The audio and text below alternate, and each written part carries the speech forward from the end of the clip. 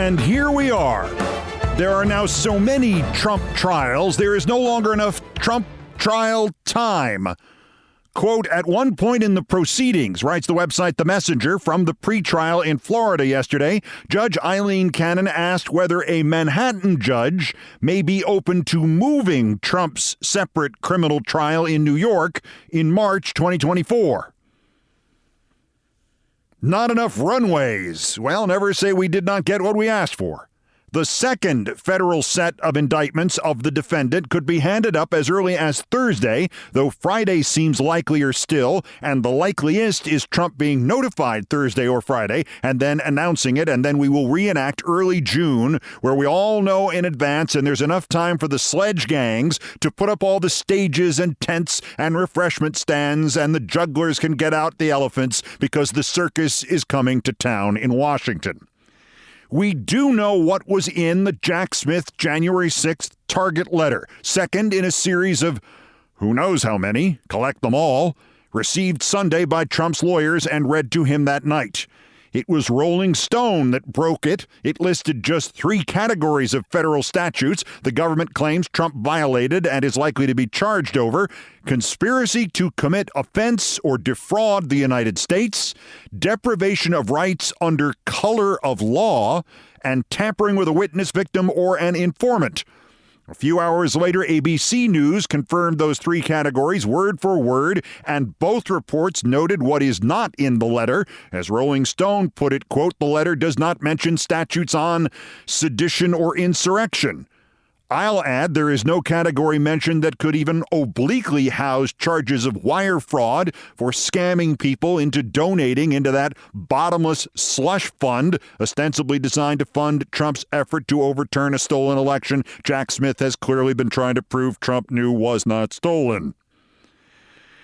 Perhaps the most important fact about the target letter is that it does not have to be inclusive, and it does not have to spell out charges, and that there were counts in the classified documents case indictments that were not even obliquely referenced in that letter either. Trump is the only person named in the letter, says Rolling Stone's source. Quoting ABC, multiple sources tell ABC News that allies, aides, and attorneys for the former president have been working to determine if anyone else received a target letter. Quote, we can't find anyone, unquote, a source said Tuesday afternoon. Rudy Giuliani's lawyer confirms on the record he did not get a target letter. Same from John Eastman's lawyer. No firm answers from Jeffrey Clark, Michael Roman, Boris Epstein, or Mark Meadows, he flipped, or any other Trump lawyer involved in the fake electors' end of the coup attempt. Conventional wisdom had developed that Jack Smith was going to reel in not only Trump, but also a lot of his legal co-conspirators, and that's one of the problems with conventional wisdom.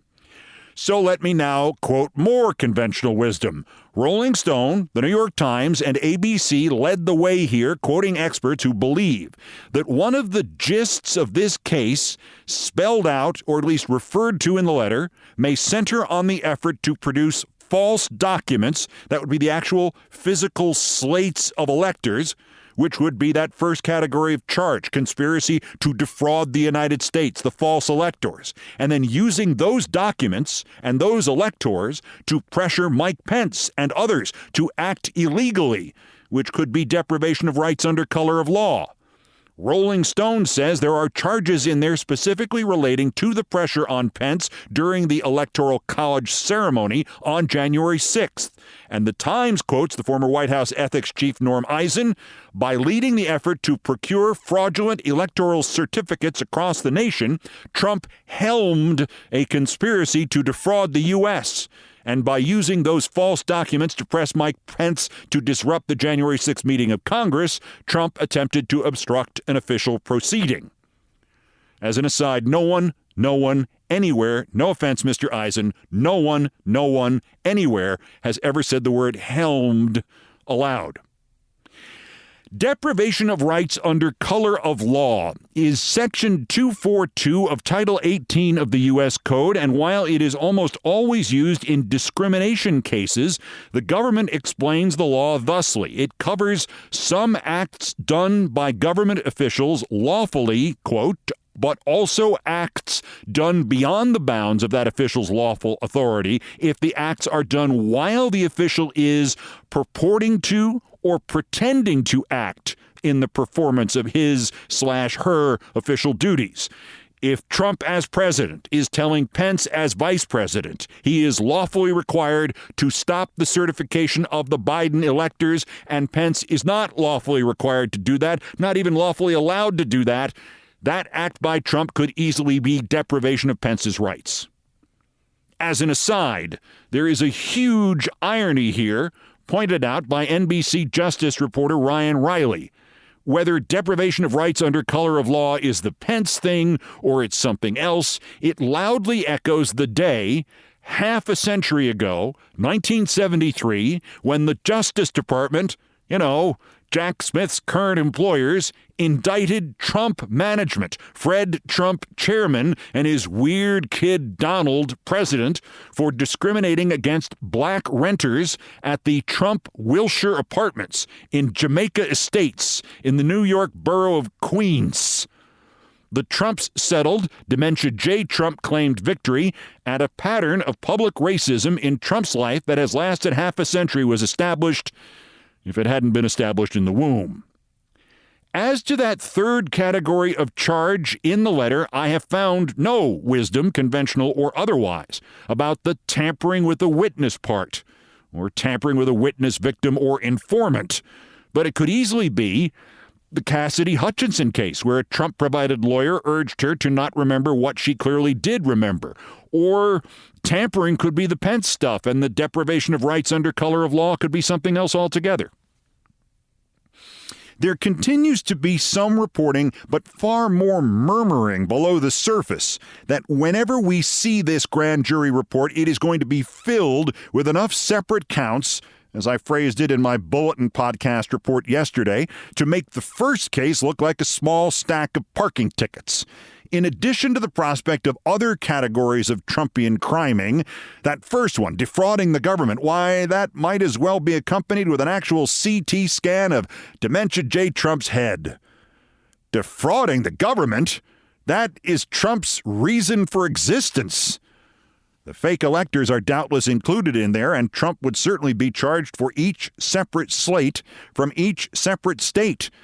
In fact, he could be charged with each separate elector from each separate state. And the ones indicted by Michigan's Attorney General yesterday totaled 16. That could be 16 Trump charges right there. It makes sense thus to mention here the curiosities in that Michigan indictment. These 16 were sitting ducks because state law there requires that for their electoral votes to count, they had to meet in the state capitol. So that's what they all wrote on the forms, except, oops, they did not meet in the state capitol. They met in Republican headquarters in a basement somewhere, and they are thus probably all on the hook for perjury just to start with. Republican National Committee woman Kathy Burden is one of the Michigan defendants, as is somebody named Michelle Lundgren, who told a Detroit TV station that she thought she was signing an attendance sheet for a meeting. Yeah, the Liars Club. Also indicted was the fake elector and former Michigan GOP co-chair Michonne Maddock, who only on Monday had tweeted a wonderful meme. It's a picture of a gull on a beach, and the gull is marked me. One leg of the gull is outstretched towards something on the beach marked that. And the caption to the whole thing is, everyone, don't do that. She should probably delete that meme and replace it with one of those F around and find out memes. Back to Trump, and one of the exhausting parts of this story for both you and I is that 24 hours ago, if you had said that 1,250 words into today's commentary, I would not have substantively addressed the first day of pretrial in the court of Judge Eileen Cannon, the woman who I said yesterday will in part decide whether we all live or die, I would not have believed you. But that is how fast and how dramatically events have been moving. It was like this during Watergate, too, Sonny. And that was beginning to get like this just about 50 years ago, right around now. And if you can get good odds in Vegas, for the day Trump reports to prison or is disqualified from serving or he flees the country or however he wraps this up. Bet on either August 8th, 2024 or August 9th, 2024, because those days are exactly 50 years to the day since Nixon announced he would resign and then did resign. On the other hand, in the living in a blender feel that Watergate provided, the news did seem to come only 1 or 2 stories a day, instead of, the special counsel's second target letter to the defendant ex-president, dropping 3 hours before the defendant's lawyers were trying to get the results of the special counsel's first target letter to the ex-president postponed till the year 2525 if man is still alive. The news out of the Florida court is that there was very little news, and that's good news. And the news is that Eileen Cannon did not roll over and woof on cue for the man who appointed her. The judge is yet to formally rule on any of this, but she said both that the mid-December opening of the trial that Jack Smith wanted ideally is too soon and does indeed conflict with Trump's civil $250 million fraud trial in October. I think in the old days of the New York airports, we called this gate saturation. She also indicated, though, the idea about pushing the trial until after the election is not a serious one. That is why she asked about moving the Alvin Bragg trial dates in New York next March. I'm sure Alvin will oblige. Trump lawyer Todd Blanche told Judge Cannon he sees the documents trial lasting 6 to 7 weeks. Prosecutors say they can get through their part in 21 days. The wild cards would be handling the classified documents and impaneling a jury of Trump's peers. Like there's anybody else like this guy in the universe.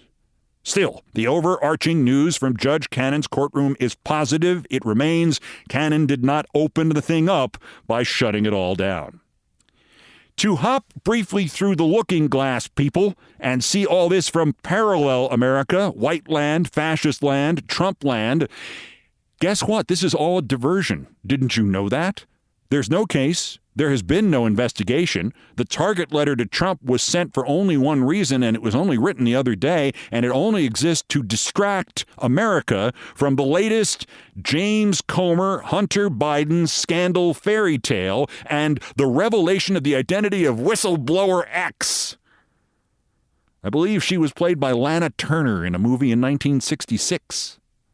As the most nitwitted of Fox News actresses, Harris Faulkner, said to a Republican congressman yesterday, "What about the timing? Everybody knew you were going to do this hearing tomorrow." The only reference to the looming indictments of their former president in the Washington Examiner, which is ostensibly a newspaper, is about his reaction and a quote from him about election interference. One far-right operative responded to all this by tweeting the list of the fake electors indicted in Michigan with their ages next to their names and captioned it only, quote, "They're going after seniors who support Trump now." And the biggest story on the ever more sad CNN homepage is Trump convening with his whores, Kevin McCarthy, Matt Gaetz, Byron Donalds, Jim Jordan, and Elise Stefanik, and trying to figure out how to go on offense against Jack Smith and the entire prosecution. CNN happily provided Trump and his minions with his first pushback by quoting Gaetz's bid to, quote, defund the Jack Smith investigation, and the loutish Donalds basically threatening the Department of Justice. And it also let Jordan suggest that Congress should no longer fund DOJ investigations of, wait for this, no longer fund DOJ investigations of elected officials, political candidates, and their families until new policies are established. A, Jim, we have policies. They're called laws. B, Jim, you seem to forget that under your plan, all you'd have to do to get away with a crime, any crime, is to declare your candidacy for office, any office. Of course, given Jim Jordan's personal history, there's every chance that to him that is not a bug but a feature. In the supposed middle, this is where we are right now in America and American politics and American political news. A Politico headline posted late last night at the Politico website asked this question in the headline: Looming indictment wrenches open the central question of 2024. Is Trump fit to serve? I really did expect to see below that about 24 inches of blank space on my computer screen, followed by just 4 words. No, of course not. Yeah, that's not what was there. Because in this Ohio diner, when Trump long ago said he could shoot somebody on Fifth Avenue and not lose any supporters, he was actually being circumspect. He could shoot somebody on Fifth Avenue and not lose any news sites desperate to apply both sidesism to his crime. He could launch nukes, and some reporter from Politico or somewhere else would spend the last moment of our planetary collective existence tweeting, "But won't this really hurt Biden more?"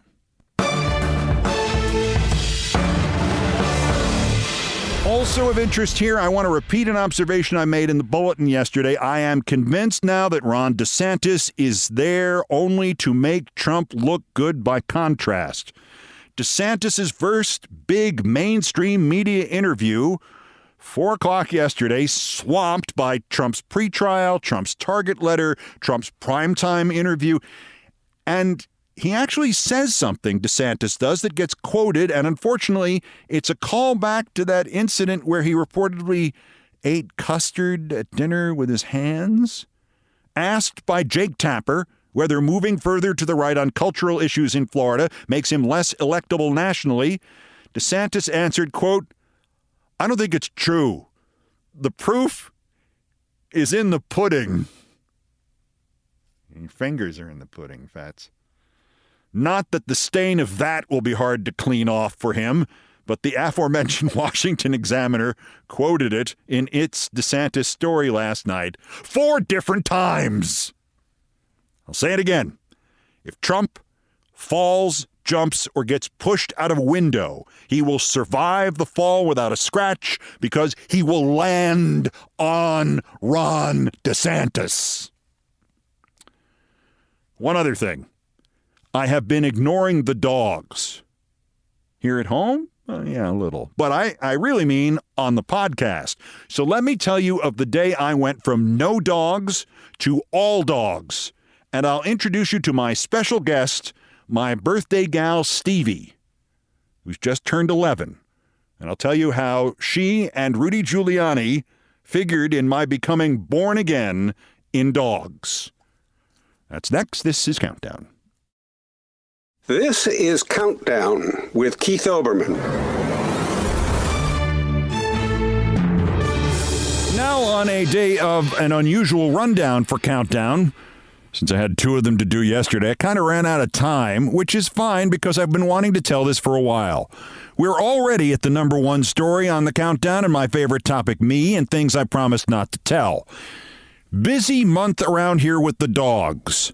July 1st was Ted's Gotcha Day. 5 years since he came in as a foster, and then I failed profoundly.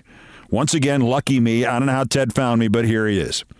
A week later, it was Stevie's birthday, the big 1-1. A week after that, Minet turned 16. I've told you about Minet.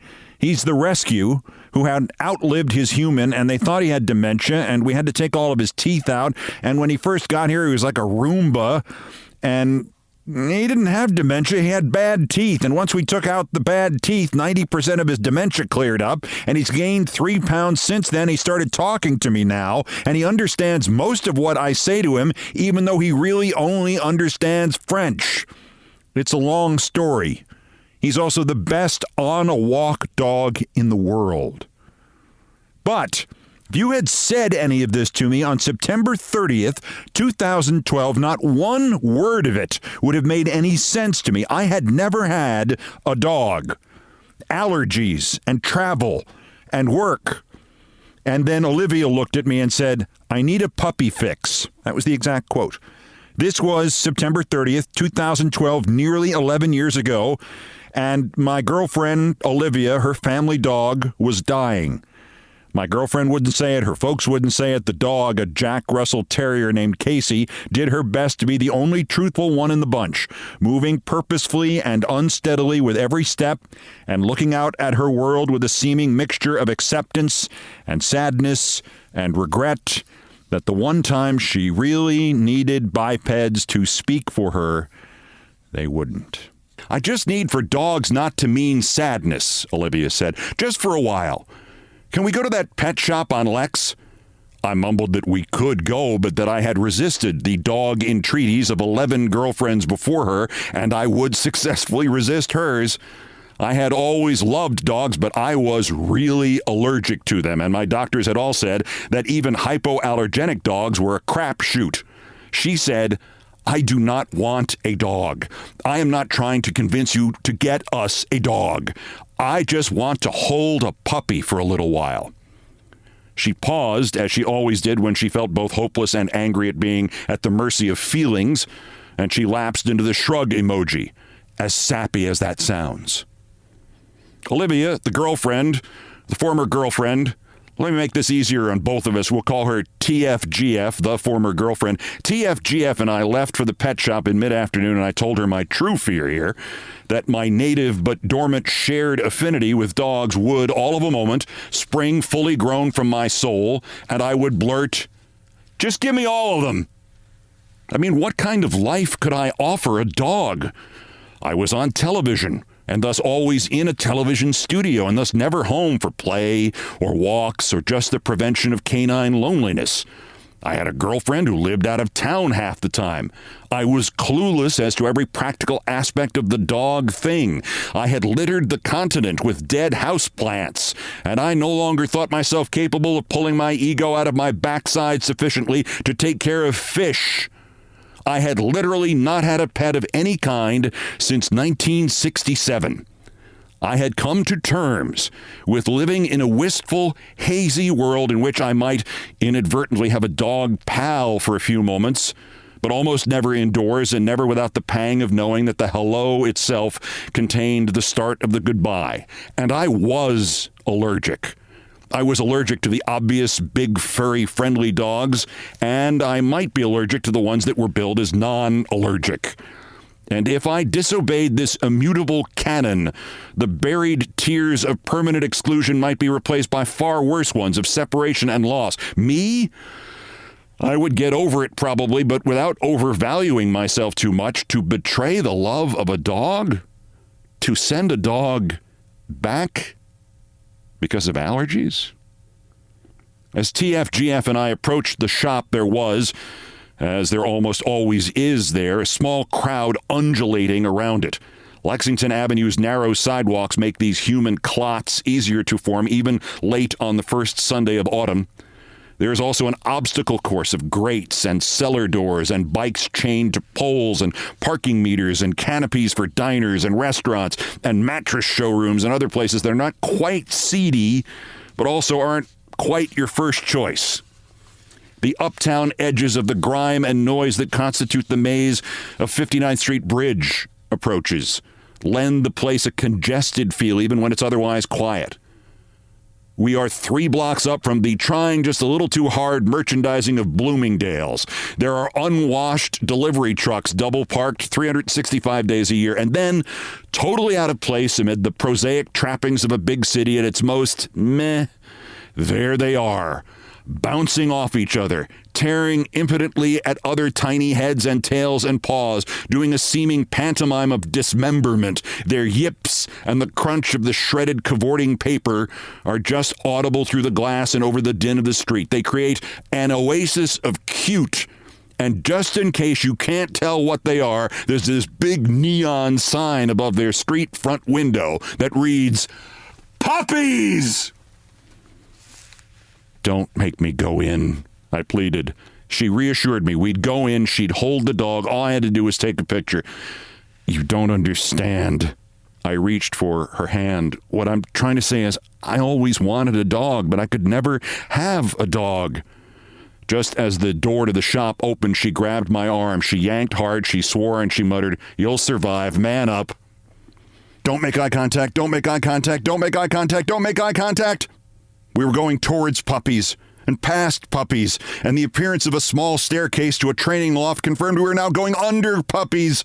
And in the deepest recesses of the shop, there was a wall of puppies.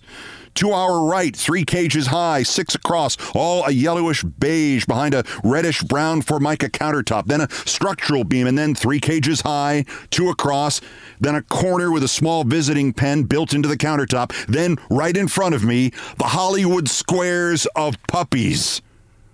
3 high, 3 across, and all of their inmates, all 9 of them staring at me and screaming at me and making eye contact and saying via ESP, "Take me home." A salesman now introduced himself as Jeffrey, and Jeffrey asked if TFGF had any particular dog she wanted him to bring to her. "Let me see the Maltese. The girl." In that moment, 2 things struck me.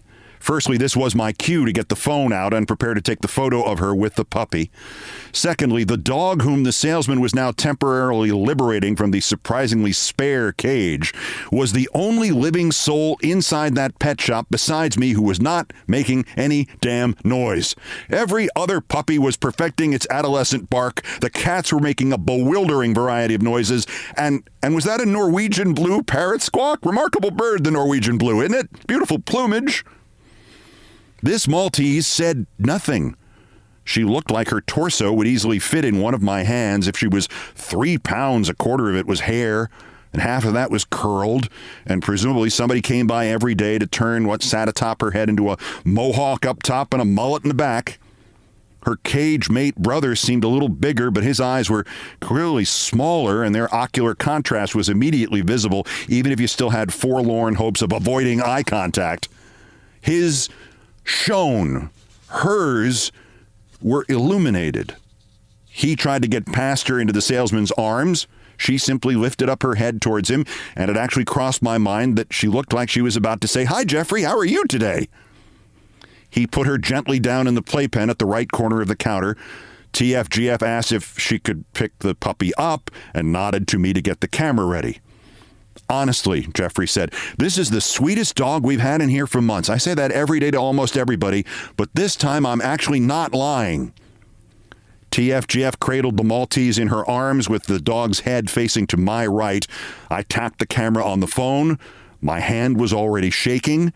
As I centered up TFGF and the puppy in the frame, the Maltese suddenly wiggled upright, placed her front paws on my girlfriend's chest, and just as I snapped the image, the dog reached up and kissed my girlfriend on the lips. I am, on occasion, completely incapable of remembering anything that happened in my entire life before that moment. TFGF made the appropriate sounds of approval. Jeffrey began discussing how little grooming the Maltese breed needs and the great price he could give us. And even as my head spun, it seemed silly to me that he was calculating the tax on something that was obviously, timelessly, and eternally priceless. TFGF said something about how we needed a minute outside to discuss it, and she handed the puppy back to Jeffrey, and the dog looked at each of us and as if she was about to say, "Nice to meet you." As the pup went back up into the cage with her brother, something extraordinary happened. The little girl was reaching her head up towards the spout of the cage's water bottle. With the same graceful movement she had made to bestow that kiss on TFGF, when her brother puppy abruptly body slammed her out of the way and her tiny frame bounced off the side of the cage. And then, to my shock and confusion, a deep and threatening growl, a vengeful "Arrgh," reverberated throughout the pet shop. The growl was coming from me. The next sounds were from TFGF. "My God, what's wrong with you?" I didn't know it at the time, but as we turned to fight our way back out through the shop to the street, I evidently half skidded into a display full of chew toys. They nearly toppled to the floor. I nearly toppled to the floor. I couldn't see, but I didn't recognize my own tears until they hit the edges of my lips. Somehow I managed to say it again, this time in despair. I always wanted a dog, but I could never have one. She suddenly realized what had happened. I'm sorry, I'm an asshole." TFGF was now holding me upright and steering me towards the door to the street. "I didn't listen to you. I'm an asshole. You told me I didn't believe you. I'm so sorry." Well, now the stories came pouring out, all jumbled, one on top of the other. Tiny, the St. Bernard, At the Katzensteins, he only wanted to embrace me. He wasn't trying to eat me. And the McConnens' mutt next door, Boots, used to come sit on my lap. And Tiny didn't make me sneeze. He only scared me. And the McConnens had 3 boys and a mother who baked cookies by the carload lot. And Boots never left their side. And I was always at their house. And if I was allergic, how was it that I never once had a problem with Boots? How in the hell did that work, huh? And what about Vladimir, the stray cat my sister found? He used to live in the garage and behaved like a dog and liked to be carried around like a baby. And how allergic was I? That beautiful, beautiful little Maltese reached up and kissed you on the mouth. And the one time I took my dad's movie camera to the McConnens' house, half of the film was of Boots. And what if I went back and got the allergy shots again? And it was my mother who said she was really allergic, so I must be too. And what's the use? The little Maltese was perfect. And the next person who sees her will snap her up in an instant. And I asked them just to let me try a little dog who wouldn't shed. The only thing my mother would let me have were lizards. And I could take a Zyrtec every day. I'm so sorry, Tiny. I didn't realize. I never said goodbye to Boots. Maltese is gone. She's gone. She's gone. And she's my dog. I know it. I could feel it. She's my dog and she's gone. What happened next beggars fiction. It involves Rudy Giuliani.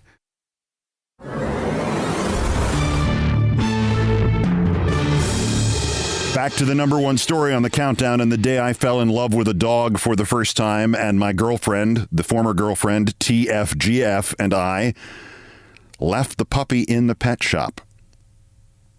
TFGF and I were walking, me, mid-meltdown, somehow now nearing the Park Avenue Armory, 1 block west and 4 blocks north of the pet shop that I thought we were still in. To her credit, TFGF had kept me from throwing myself into traffic or dissolving into a puddle on 62nd Street. The overwhelming sensation I had was not one of having left the tiny puppy in the shop, but of having left a part of myself there. That was my dog. And what was worse was she was obviously going to be taken by somebody else even before I got back there. Even if we turned around right away, who could resist her? I certainly hadn't.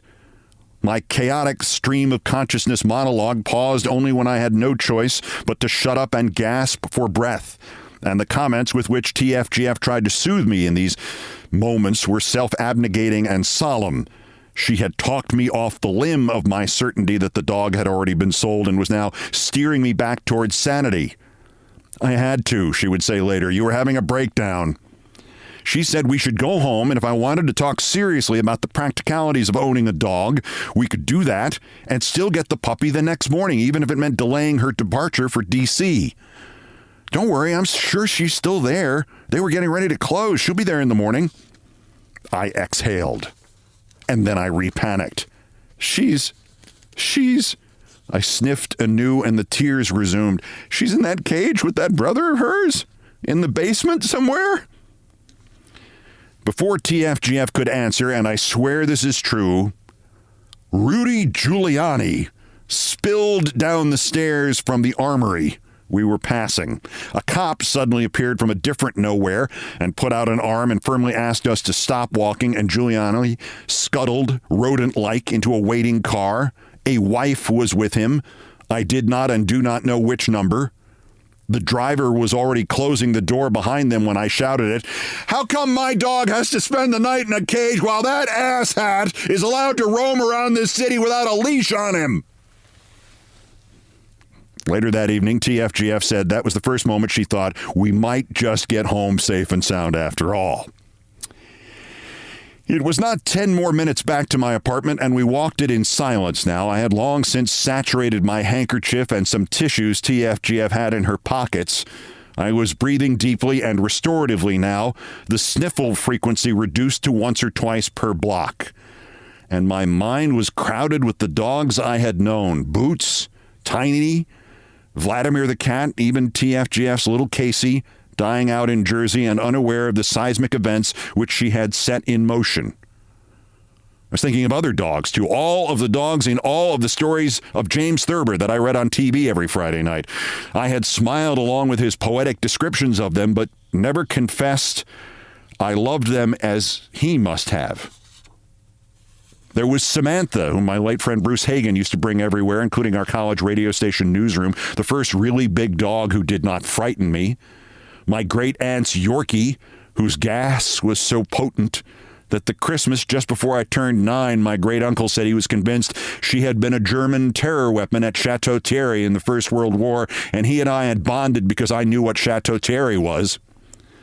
There was Nellie McNally, the only dog that any of my sometimes out-of-town girlfriends ever had actually put on the phone with me.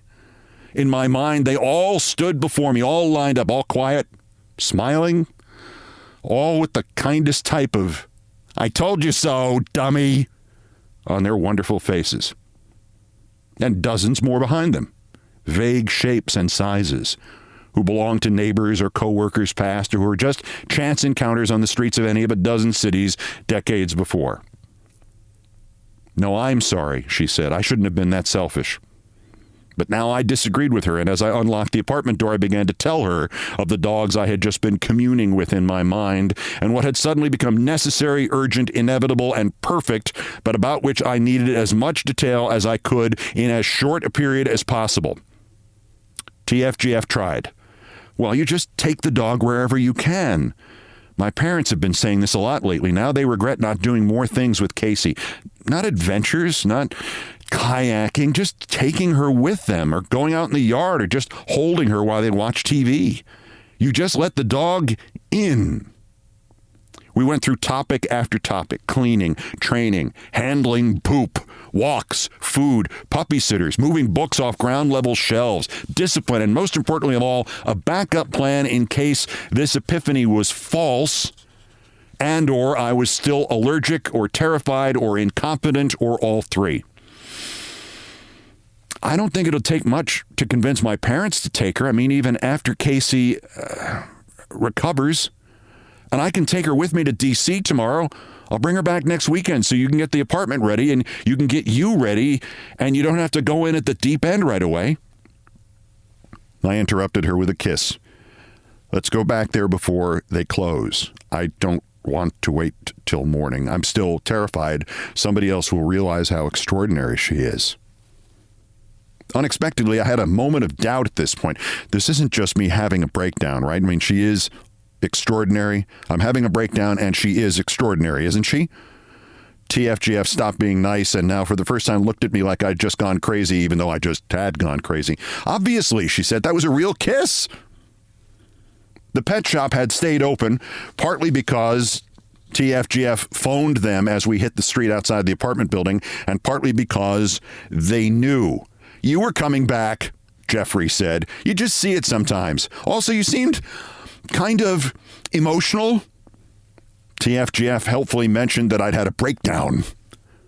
They had all the paraphernalia ready: a little aqua bed, a series of attached gates that could be used as a pen or a barrier, a small pink blanket, a bag of training pads and the plastic pad holder, enough dry food to last 12 to 14 months, some horrific wet food that looked like a discarded early design for liverwurst, a few chew toys, a bright pink harness and a leash as light as a ribbon, a black carrying bag, and paperwork with the puppy's family tree, which to my astonishment stretched back beyond her birth 1 week shy of 3 months before, through the 6 preceding generations, all the way back to 6 entire years earlier.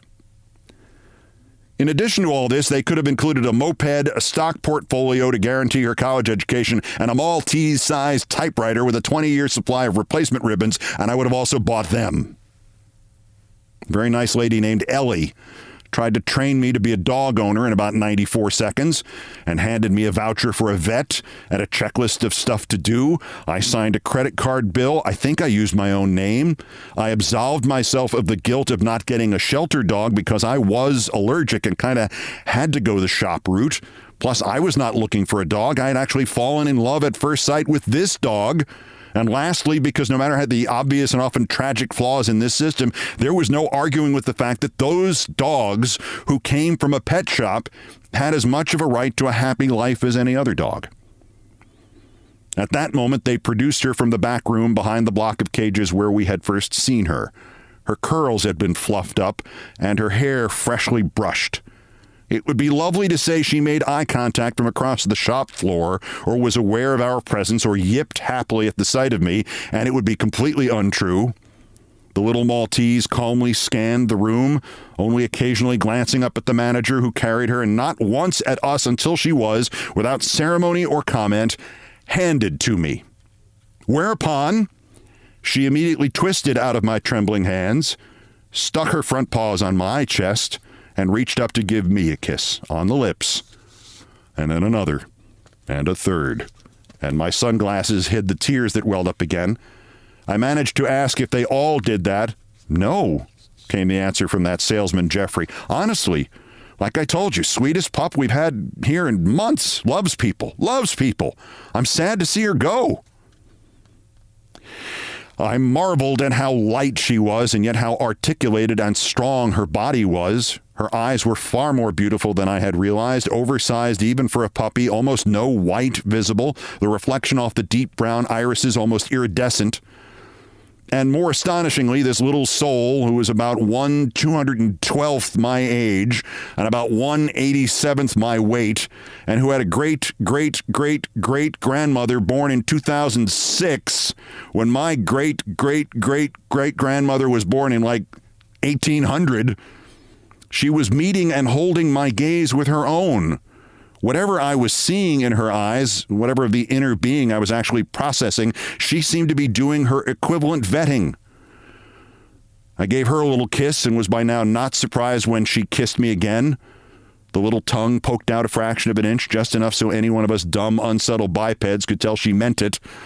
And then she relaxed from her upright pose and settled back into my arms, her head in the crook of my right elbow, in an attitude I would soon discover she would repeat every time I ever picked her up. A couple hours later, the name came to me. Her haircut. It was Stevie Nicks' haircut. I named her Stevie.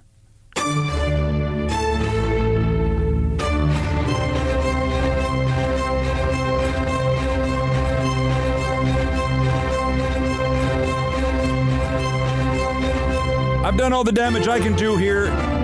Oh, wait a minute. Hold on. Let's stop the music just for a second. Stevie, you want a treat? You been a good girl lately? I mean, we didn't mention your birthday on the air. I'm very sorry about that. Do you want a treat? Well, say something. Stevie, you want a treat? Come on. Say that again. Okay. Do you want to tell them about physical therapy? Stevie couldn't walk 3 months ago. She had a problem with both of her back knees. She tore an ACL and she had an immune disease. And these things combined and made it impossible for her to walk. And she has been going to physical therapy at the Animal Medical Center ever since. She's learned how to swim. She gets massages and she gets laser treatments every week. And she has a great time. And this is the hospital that she has always treated as if it were a spa. She has a very high threshold for pain. So through cancer treatments and surgery and half a dozen other things that have gone wrong, she's always kept a smile on her face because they've treated her so well there and she's had such a good time. She's always acted like it was a spa. Well, here it is after 10 years of going there.